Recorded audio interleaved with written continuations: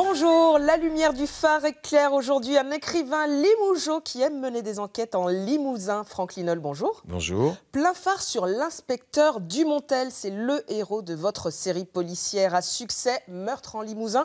Ça fait 8 ans que vous menez l'enquête avec lui, c'est un bon inspecteur ?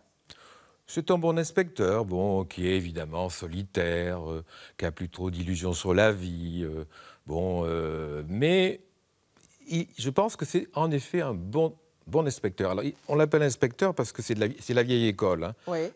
Il n'aime pas la hiérarchie, lieutenant, commandant, etc. Donc, la vieille école, il est toujours l'inspecteur. Comment vous l'avez créé, vous qui étiez enseignant avant de devenir écrivain? D'ailleurs, lui aussi, me semble-t-il, était enseignant avant de devenir policier. Absolument. Et à un certain moment, il était prof et il dit « j'en ai marre de faire de la discipline, autant faire respecter la loi pour de vrai ». Donc il passe un concours interne et devient flic. Donc il abandonne l'éducation nationale. Et vous êtes dit la même chose? Non. Quand vous êtes devenu... Non, je suis resté enseignant. Vous êtes resté enseignant, vous l'êtes toujours? Alors, je suis désormais à la retraite. J'étais prof à ce qu'on appelait l'IUFM. Je formais les jeunes professeurs. D'accord, vous avez cumulé les deux fonctions à un moment, écrivain et enseignant. Plein phare sur l'enquête de votre vie. Il me faut d'autres indices. Nous allons découvrir l'école où vous avez étudié petit, l'école de la Motte, qui aujourd'hui est devenue un gîte. C'est dans cette école que l'inspecteur Dumontel mène sa première enquête. Coïncidence ?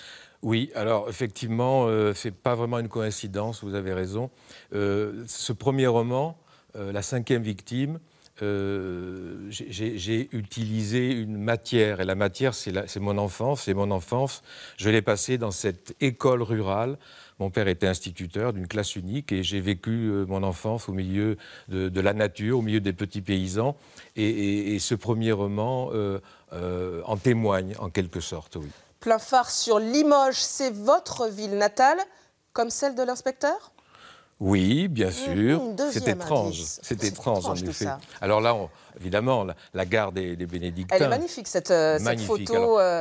Alors, ce sont les photos d'Hélène Delarbre, qui est une photographe que j'apprécie beaucoup. On voit ce montage magnifique, cette photo qui a été créée comme une vraie scène de cinéma. Vous aussi, vous aimez contempler la gare des Bénédictins comme l'inspecteur ? Il est rare que je ne passe pas 3 ou 4 fois par semaine devant cette gare. C'est le phare de la ville, 65 mètres de haut, le Campanile. C'est le symbole de la ville, une des plus belles gares de France. Et dans tous mes romans, la gare de Limoges est là. C'est la ville de Limoges qui vous inspire vos enquêtes ou c'est une simple scène de décor ? C'est à la fois un décor, j'aime bien votre expression, parce que je pense que dans le polar, il faut un univers, mais c'est aussi un personnage. La ville de Limoges et le Limousin, c'est un personnage qui vit, qui a ses névroses aussi, la ville de Limoges, et puis qui essaye de se moderniser, et puis qui a été annexé, on va dire, et qui résiste, terre de résistance, oui, un peu. Là, c'est le parc Victor Thuillat, où l'inspecteur aime se reposer. C'est son havre de paix, c'est le vôtre aussi ? Alors, c'est un parc magnifique à l'anglaise, rivière anglaise, etc., magnifique. Et ce parc se trouve à 10 mètres du vrai commissariat central de la ville de Limoges. Et mon personnage, l'inspecteur Dumontel, en effet, il regarde au gré des saisons la couleur des feuilles qui change. Et puis, il va se ressourcer. Là, on le voit, c'est peut-être lui qui est assis sur un banc. Au loin, là-bas. Au loin. Plein phare sur Oradour-sur-Glane. C'est la 6e enquête de l'inspecteur. Vous avez également consacré un livre photo à cette ville martyre de la fin de la Seconde Guerre mondiale. Vous écrivez aussi pour lutter contre l'oubli. Ah, ça, absolument. Ça, j'aime bien ce que vous dites. Oradour, c'est l'horreur absolue. Et non seulement au plan de l'histoire, mais les Limousins n'ont pas encore eu leur vrai procès. Le vrai procès d'Oradour-sur-Glane n'a, à mon sens, n'a pas eu lieu. Et donc, moi, quand j'écris des romans, je m'inspire aussi de l'histoire de ma région. Et pas que la géographie. Plein phare sur un dernier lieu marquant pour l'inspecteur Dumontel, comme pour vous.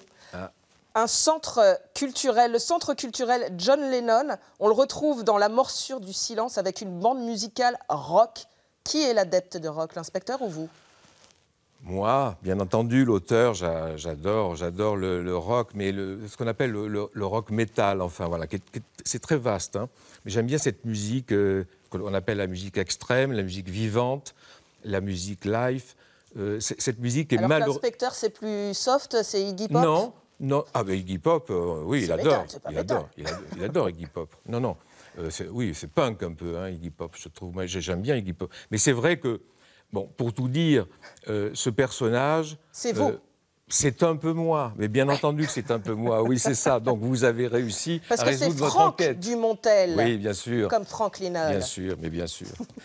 Après 10 ans d'enquête en Limousin, est-ce que l'inspecteur a envie d'aller explorer le reste de la Nouvelle-Aquitaine? Mais bien entendu, parce que maintenant, notre capitale à nous, Limousin, c'est Bordeaux. Bon, et donc, en effet, le prochain roman, le 11e, que j'ai terminé il y a quelques jours, il va se passer au Pays Basque. Vous voyez, mon personnage, il va sortir du Limousin, il va être perdu, hein, je vais vous dire. Hein, parce qu'entre Limoges et Biarritz, c'est quand même la diagonale du fou. L'inspiration, ça, vous l'avez, parce que vous produisez vous sortez un roman chaque année. Chaque année. Mais l'inspiration, non, c'est la disponibilité. Pour écrire un roman, c'est un marathon, il faut du temps. Quand on commence à écrire la première page, on s'engage pour plusieurs mois et ça nous prend la tête. Donc c'est ça surtout, c'est l'énergie, il faut de l'énergie, de la disponibilité. Mais pour l'instant, les idées, ça va. Sans limite. Plein phare sur un objet qui vous est cher. Oui. Quel est-il? Votre premier roman. Alors c'est le premier roman. Voilà, La 5e victime, sorti en 2010. Parce que c'est un livre, c'est aussi un objet, bien entendu. C'est un objet qui peut être beau, qu'on aime toucher, qu'on aime respirer, son odeur. Et je vous assure, quand j'ai reçu ce premier roman par la poste, que mon éditeur m'a envoyé, que je l'ai tenu dans les mains, c'est vrai que ça a bouleversé ma journée. Ça m'a beaucoup ému, oui, c'est ça. Merci beaucoup, Franck Linol, d'avoir mené l'enquête dans le phare. Rien à déclarer. À plus phare.